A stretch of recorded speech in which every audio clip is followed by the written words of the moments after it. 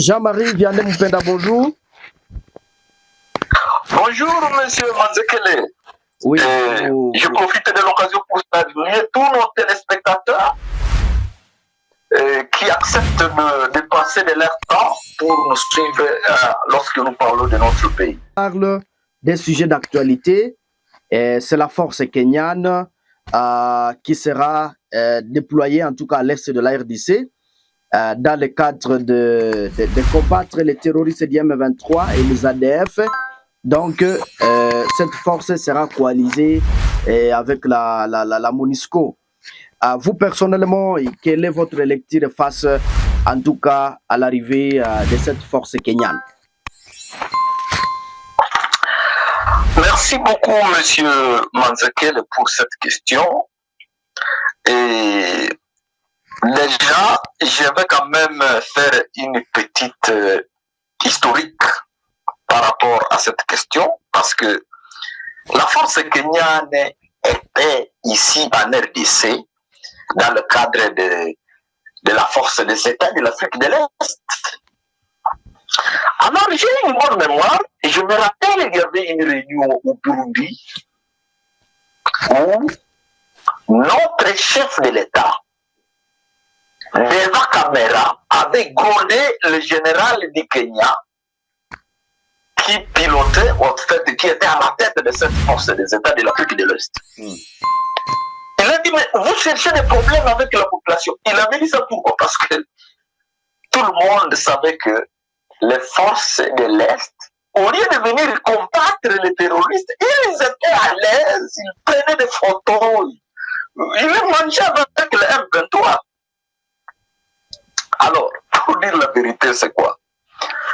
Le Kenya, l'Ouganda et le Rwanda, ce sont des pays amis. Des pays amis de longue date. Avant que notre pays rejoigne les forces de l'Est, ces gens étaient déjà des amis. Bon, le seul pays qui est comme la RDC, c'est le Burundi, qui est aussi, bien sûr, combattu par le Rwanda.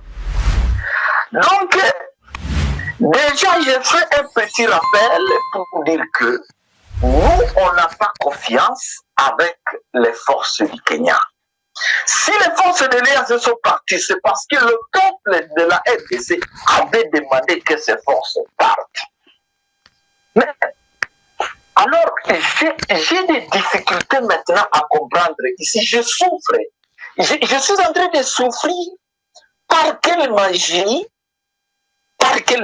notre gouvernement a accepté que ces forces du Kenya viennent? La MONUSCO, elle est là. Il y a une année, 2 ans, le peuple congolais, au niveau de Bukavu, au niveau de Beni, au niveau de Butembo, au niveau de Goma, les gens ont marché disant, nous voulons que cette force parte. Elle nous trompe, qu'elle vient nous protéger, qu'elle vient lutter contre les terroristes. Au contraire, elle semble soutenir les terroristes. Ici, moi qui vous parle, j'ai déjà causé avec quelqu'un qui a vécu le mouvement de ces terroristes-là au niveau du Nord Kivu, qui m'a donné des témoignages. Chaque fois que le peuple voyait les véhicules de la MONUSCO apparaître quelque part dans un village, les villageois savaient maintenant que non. Quand vous voyez les véhicules de la MONUSCO, c'est cette nuit-là que les terroristes vont égorger les gens. Voilà. Donc le peuple local connaît très bien, n'a pas confiance. Maintenant que le peuple congolais, il y a même des Congolais qui sont morts dans des manifestations contre la MONUSCO. Mais encore une fois de plus ici, je souffre. Je suis en train de souffrir. Je ne comprends pas.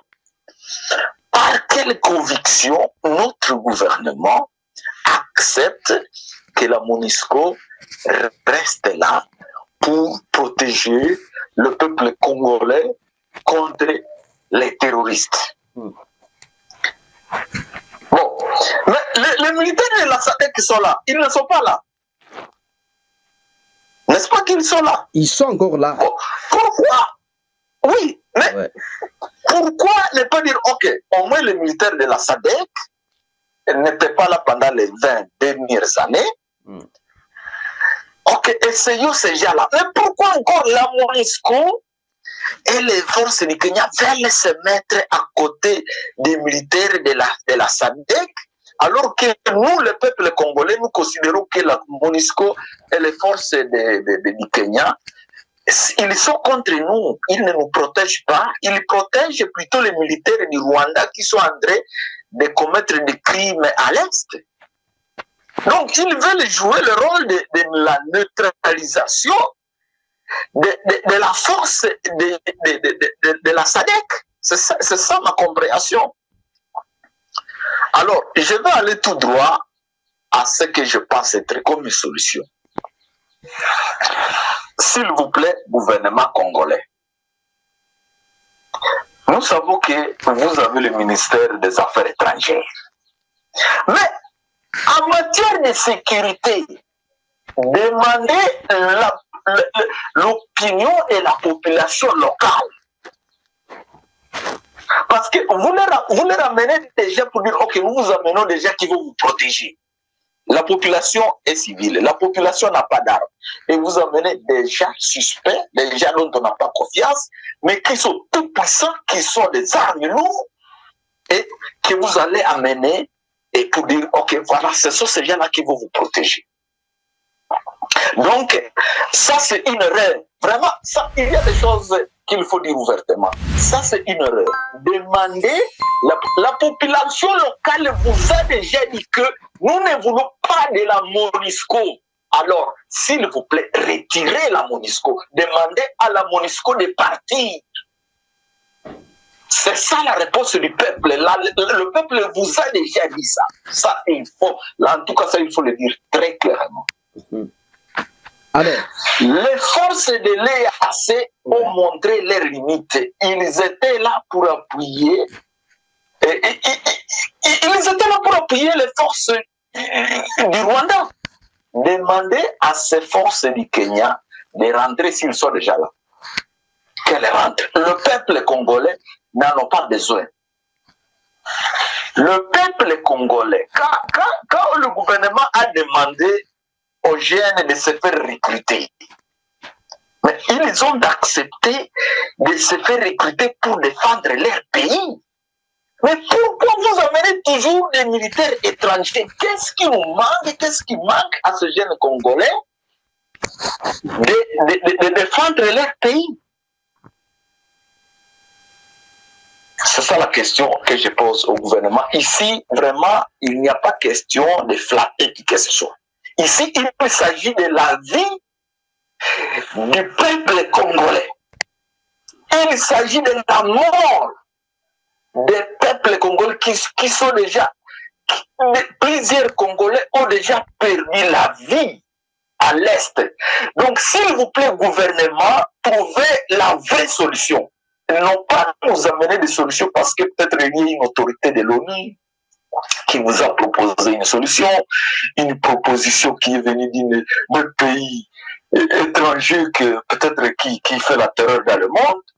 Mais s'il vous plaît, demandez l'opinion du peuple, de la population locale, avant de prendre une position, une décision définitive. Le peuple local, je répète, le peuple, il y a des preuves, des milliers de preuves qui montrent que le peuple local ne veut pas de forces kenyanes, le peuple local ne veut pas de la MONUSCO. Ces forces doivent partir. En tout cas, cher Jean-Marie Vianney Mupenda, il y a l'avancée des terroristes du M23 qui sont déjà donc dans les territoires de Lubero, les prolongent, peut-être qu'ils sont en route pour Butembo et Beni. Vous, personnellement, comment vous analysez l'avancée spectaculaire donc, de ces terroristes du M23? Oui. Je viens encore ici, c'est une matière qui regarde la sécurité de mon peuple. Mes frères et sœurs de l'Est qui certains sont en train de mourir. Et certains, même s'ils survivent, sont en train d'être torturés, surtout dans le milieu qui est occupé par les M23. Alors, ici, il y a des éléments sur lesquels moi je vais insister. Le premier élément, c'est ce qu'on appelle le cessez-le-feu. On nous a parlé de cessez-le-feu, je ne sais pas comment maintenant là ça évolue parce que quand même il y a des batailles sur le terrain. Mais je voudrais d'abord dire que notre gouvernement devait refuser tout ce qui est appelé cessez-le-feu. Parce que le cessez-le-feu, c'est comme si les terroristes du Rwanda qui viennent, les militaires rwandais qui viennent, ils prennent une partie de notre pays et puis les Nations Unies ou bien les puissances étrangères nous disent cessez-le-feu. C'est-à-dire, stoppez de vous battre, que ces étrangers prennent ce qu'ils ont déjà pris et vous, gouvernement congolais, contentez-vous de ce que vous avez, de ce qui vous reste. Et c'est comme ça que ça apparaît le cessez-le-feu. Mais le problème, c'est quoi? Pendant ce cessez-le-feu, comment vivent les Congolais qui sont contrôlés par les terroristes du M23? C'est ça la vraie question. Quand ces terroristes, par exemple, amènent et appellent un meeting, vous venez à un meeting. Je connais quelqu'un qui a déjà vécu à Goma lorsqu'il y a le M23 qui avait pris Goma à un moment donné. Il vous regarde, il peut faire des discours inutiles et si vous commettez l'erreur de ne pas applaudir, mon cher, on va vous chercher, peut-être la nuit, on va couper votre tête. Et c'est là où je profite de cette occasion pour accuser Eliezer qui a fait une émission où il critiquait les Nandes qui ont dansé dans le meeting de M23. Il n'a pas fait une analyse. Est-ce que ces gens ont dansé parce qu'ils le voulaient ou bien parce qu'ils protégeaient leur vie? Donc, il ne connaît pas la situation. Ok, voilà. Ça, c'était une parenthèse. Donc, le problème de cessez-le-feu, en tout cas, je ne suis pas d'accord. Ça, c'est contre le peuple congolais, la population congolaise. Deuxième problème, pourquoi ces M23 sont en train d'avancer? Et surtout, je me rappelle la façon dont ils ont pris Kanyabayonga. Il n'y avait pas de bataille. Ils sont venus, ils ont pris Kanyabayonga. Les militaires qui étaient là, bon, nous apprenons qu'ils avaient reçu un message pour dire non, il faut un repli stratégique. Voilà. Nous avons un problème dans le commandement. J'ai vu même un parlementaire qui dit il a toujours demandé au gouvernement de changer le commandement à l'Est. La question que je me pose, pourquoi ne pas nous mettre des généraux qui sont patriotes? Moi, je me rappelle, le président de la République avait nommé le général Padiri comme responsable de Ouazalendo. C'est un général qui a une formation. Pourquoi ne pas essayer le général Padiri pour être le chargé des opérations de terrain, par exemple, dans le Nord Kivu? Pourquoi ne pas essayer ça? En fait, je vais vous parler un peu de ce que je connais par rapport à l'histoire de l'armée dans le Nord Kivu. Déjà à l'époque de Mobutu, je crois que c'est là où il y a le problème. Déjà à l'époque de Mobutu, nous avons appris qu'il y a des militaires qui demandaient à ce qu'ils soient mutés au niveau du Nord Kivu parce que là, il y a beaucoup d'argent. Quand vous êtes muté là-bas, en tout cas, c'est une occasion de vous acheter des parcelles, de vous acheter des véhicules, de vous enrichir. Et apparemment, c'est le même principe qui continue. C'est-à-dire, il y a des généraux qu'on envoie au Kivu. Ce n'est pas pour venir sauver la population du Kivu, mais c'est pour chercher une occasion de s'enrichir, soit par la corruption de M23, soit faire des commerces illégaux, des minerais, et s'enrichir. Et ça se comprend que c'est pourquoi la guerre ne finit pas. Comment imaginer, c'est toujours les Ouazalendo qui n'ont pas de chars de combat, qui n'ont pas des hélicoptères, qui n'ont pas de mirages, qui freinent le M23.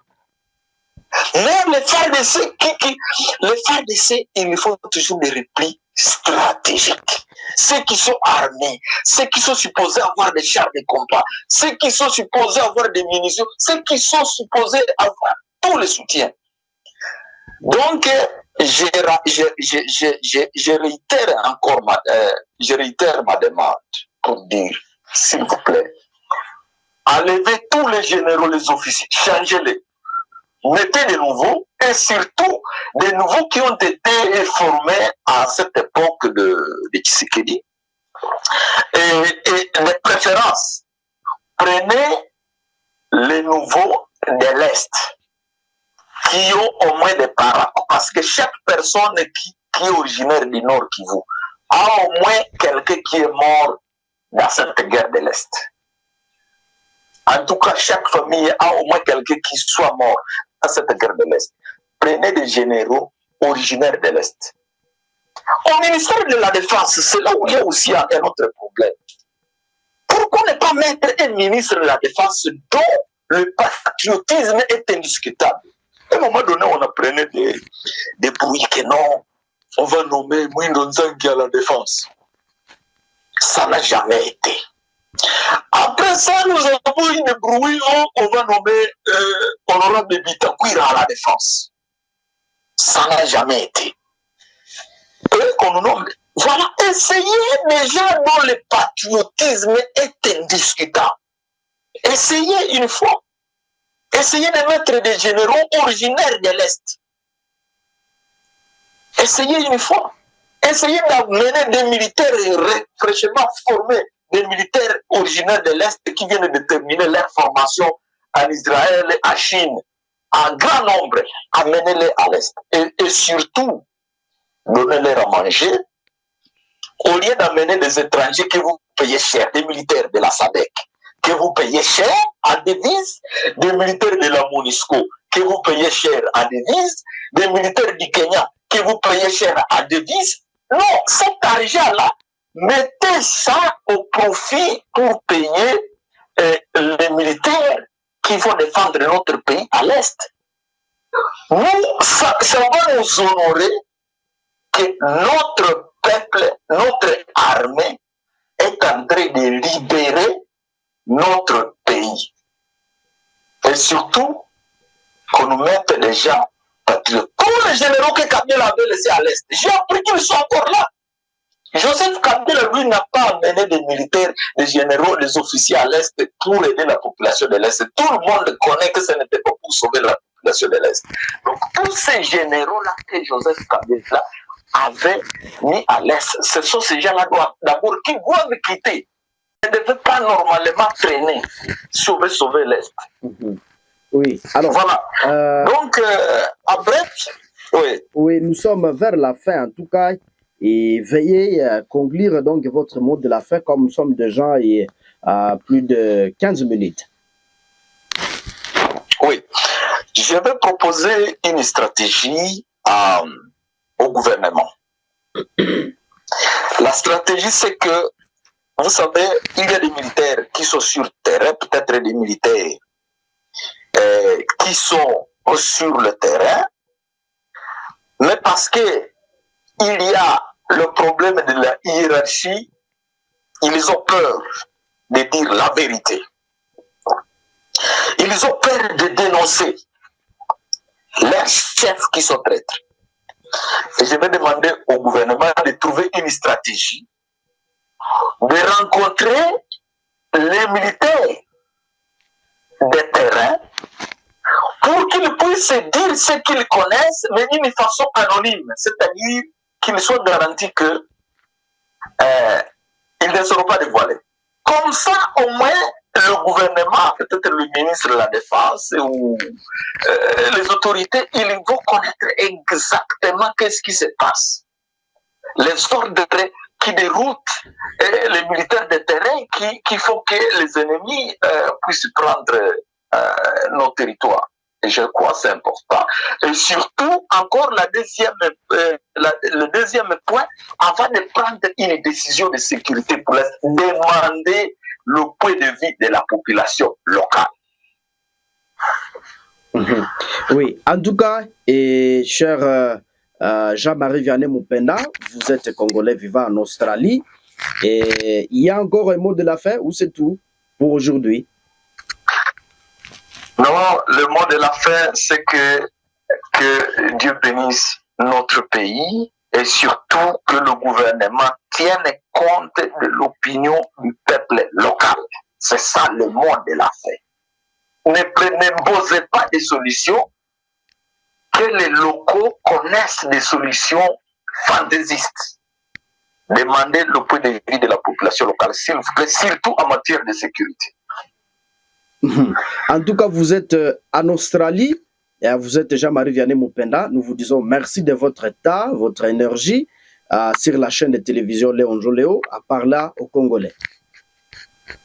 Et moi aussi, je vous remercie de votre temps pour me permettre de m'exprimer sur le salut de mon pays natal, la République démocratique du Congo. Je suis Mwanampenzi Manzekele à la présentation. Chers internautes, ne manquez pas de vous abonner, aimer et partager la publication. Au revoir.